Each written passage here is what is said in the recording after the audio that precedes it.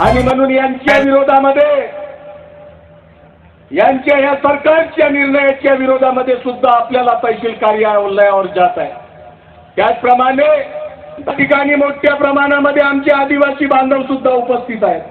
अरे उद्या आमच्या पोराला आरक्षण मिळालं नाही, बाबासाहेब आंबेडकरांचा संविधान समजा यांनी बंद केला, तर एससी एसटी आणि ओबीसी समाजाला आश्रम शाळेमध्ये राहून आमच्या पोरांना शिकता येणार नाही, हॉस्टेलमध्ये राहून उच्च शिक्षण आमच्या पोरांना घेता येणार नाही। आणि म्हणून आपण आपला संविधान वाचवण्यासाठी सुद्धा आपण सर्व लोक सज्ज झाले पाहिजे। आज महाराष्ट्रातली काळामध्ये आपल्याला धडा शिकवायचा आहे। अरे काय हे किती भ्रष्टाचारी सरकार आहे। आरोग्याची व्यवस्था समाप्त केलेली आहे, शेतकऱ्याला काही देऊन नाही राहिलेले, घरकुलाचे पैसे थांबवून ठेवले, शौचालयाचे पैसे थांबवून ठेवले, निराधारांचे पैसे थांबवून ठेवले, संजय गांधी निराधार योजनेचे पैसे थांबवून ठेवले।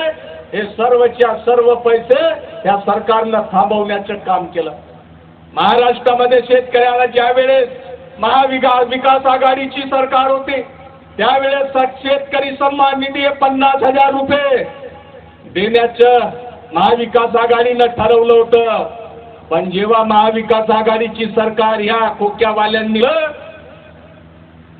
त्यांनी काय केलं, आतापर्यंत महाविकास आघाडीचा निर्णय थोडीच लावून आतापर्यंत कोणालाही सन्मान निधीचे पैसे दिलेले नाही। हे महाराष्ट्रातली भ्रष्टाचारी सरकार करत आहे।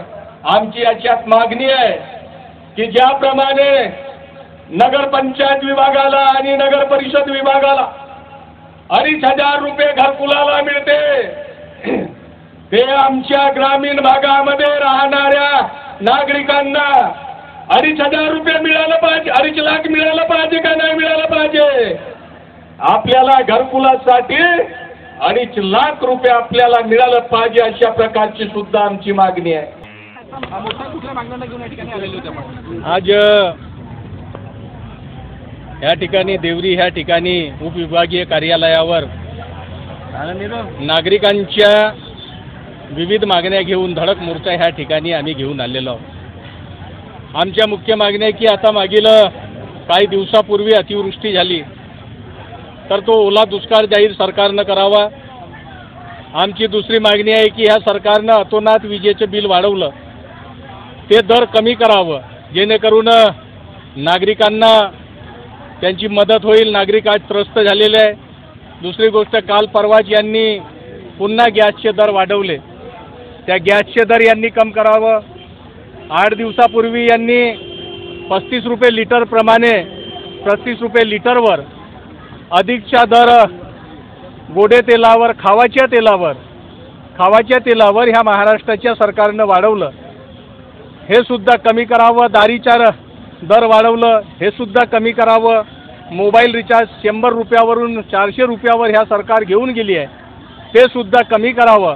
अशा जवळजवळ 20 मागण्या घेऊन आम्ही SDO कार्यालयावर हजारो नागरिकांच्या सोबत हा धडक मोर्चा ह्या ठिकाणी आणलेला आहे। ही महाराष्ट्रातली सरकार ही असंवेदनशील सरकार आहे, ही सर्वसामान्यांचं सरकार नाही, ही गोरगरिबांची सरकार नाही, ही शेतकऱ्यांची सरकार नाही।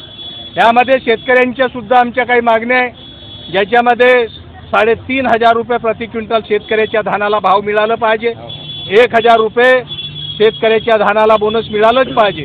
ह्या अशा अनेक मागण्या घेऊन आम्ही ह्या ठिकाणी आलेलो आहोत।